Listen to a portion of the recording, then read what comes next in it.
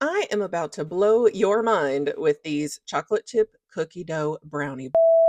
You're going to need some Pam baking spray, chewy fudgy brownie mix with eggs and oil to make your brownies, a roll of ready-to-eat cookie dough, some almond bark for your chocolate coating, and your choice of toppings. I'm using mini white chocolate chips. First, we're going to make the brownies just like you normally would. Line a square pan with foil to make it easy to remove the brownies after they've cooled. I used a 9x9 pan so that the baking time was a little bit lower. Spray it with Pam cooking spray so they easily release from the foil as well. We're going to preheat the oven to 325, which is exactly what this box of brownie mix says. We're going to mix the brownie mix up, put the brownie mix in a mixing bowl, add your 2 eggs, your 2/3 of a cup of oil, and 3 tablespoons of water. Stir it all up until all of the dry bits are fully incorporated into the batter. Pour your batter into the brownie pan and then make sure that you get it spread out as evenly as possible. Tuck that batter into each of the corners because we need each corner to hold a solid brownie because we need all of our brownies to end up roughly the same size. We're going to underbake the brownies a little bit. The box says 32 to 35 minutes for a 9x9 pan. I'm just going to do 30 minutes. I'm not even going to do a toothpick test because it doesn't really matter. We're going to take them out of the oven, put them on a cooling rack, and let them fully cool. This is going to take 1 to 2 hours. While they are cooling, we're going to get started on our cookie dough balls. I've got a roll of pre-made, ready-to-eat chocolate chip cookie dough. I'm going to put that in the freezer for 20 minutes to help it firm up a little bit. After that, we're going to take it back out of the freezer. We're going to line a baking sheet with some wax paper, take the wrapper completely off of the cookie dough, and put it on a cutting board. Then we're going to cut it into 16 even pieces. Cut it in half, cut those halves in half, then those halves in half, and then we're going to turn those sideways and cut those in half as well. If some of them look noticeably bigger than others, you can just cut a little bit off and put it onto the smaller one because we're going to roll them all together. Once you've got your 16 even portions, roll each one into a ball and put it on your wax paper.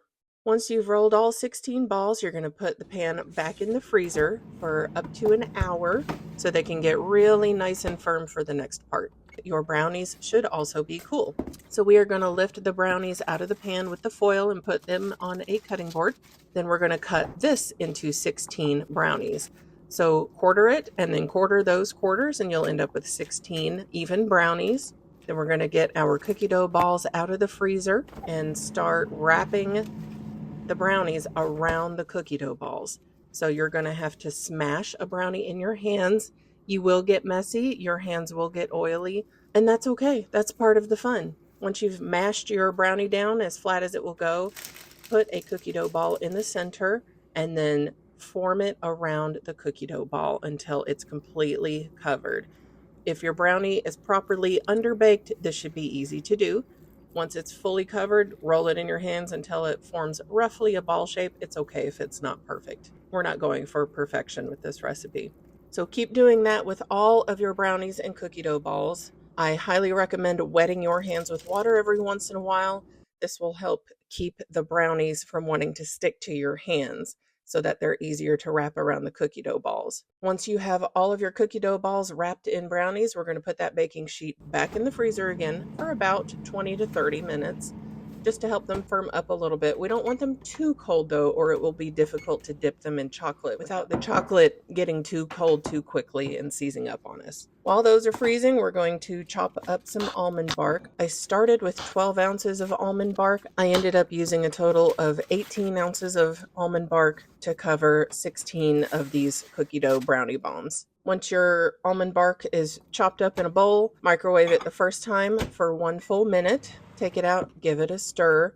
It will not be melted yet, but after that, keep warming it up in 15-second increments until you can stir it and get it fully smooth. Once it is ready, quickly get your brownie wrapped cookie dough balls out of the freezer and start dipping. I used a giant serving fork to hold up these balls. They are pretty heavy, so a standard candy dipper fork or spoon is probably not going to cut it. And that's okay. We're not going for full coverage all the way around the bottom either. It does not matter. I found it easiest to just hold a ball on the fork and use a spoon to pour the chocolate around it. This also helps keep the rest of the chocolate from getting too cold while you're working on all of these. After you dip each ball and move it to your wax paper, immediately sprinkle it with your choice of toppings because almond bark tends to set very quickly, which is a good thing. If you would like to get a printable recipe and see more of my tips on the process of making these, go to brightcolormom.com and search for chocolate chip cookie dough brownie bombs. And I've got lots more great recipes you can find there as well. They should be kept in an airtight container in the refrigerator. They will keep for up to 2 weeks in the fridge. My kids love them. As my daughter says, they are fire and bussin'. So I hope you enjoy them and let me know what you think.